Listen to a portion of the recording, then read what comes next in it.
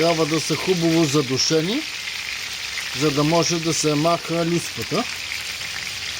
Леко отдолу е предпържен домата.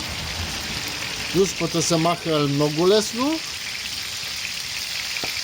Това е начин за приготвяне на домати пържени